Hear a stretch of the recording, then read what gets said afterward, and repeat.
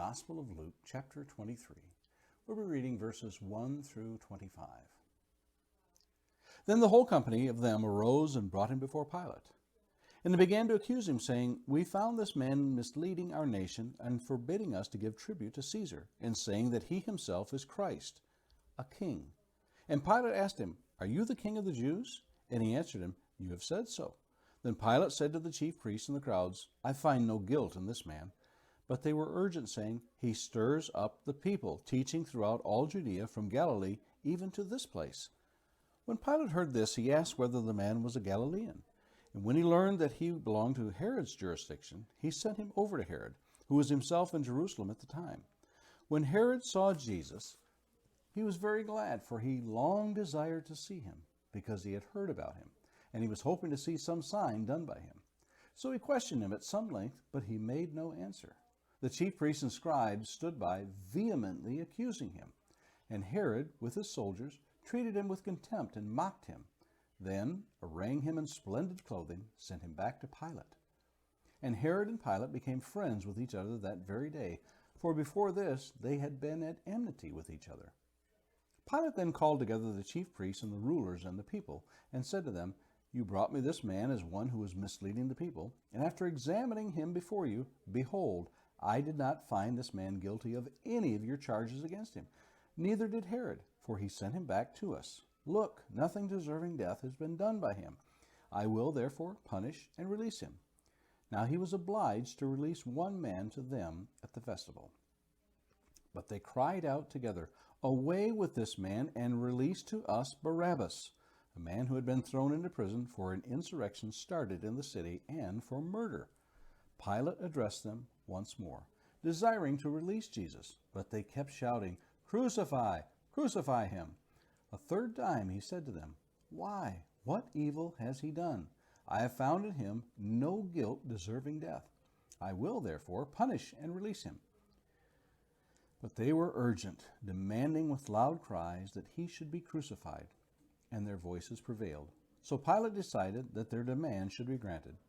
He released the man who had been thrown into prison for an insurrection and murder, for whom they asked, but he delivered Jesus over to their will. The trials of Jesus are a puzzling collection of mishandling of justice on all levels. The lies, the false testimonies, and the jurisdictional problems all scream of a mistrial. Yet there was not one who would speak up for Jesus and set the record straight.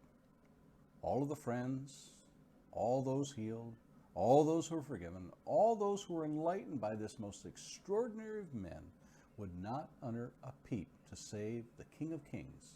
The only attempt made was by Pilate himself, who repeatedly said, I find no guilt in this man.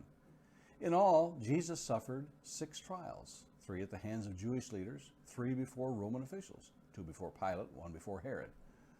The first is before Annas, the former high priest.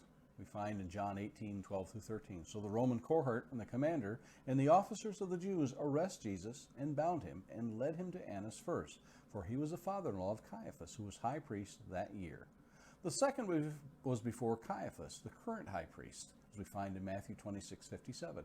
And those who had seized Jesus led him away to Caiaphas, the high priest, where the scribes and elders were gathered together.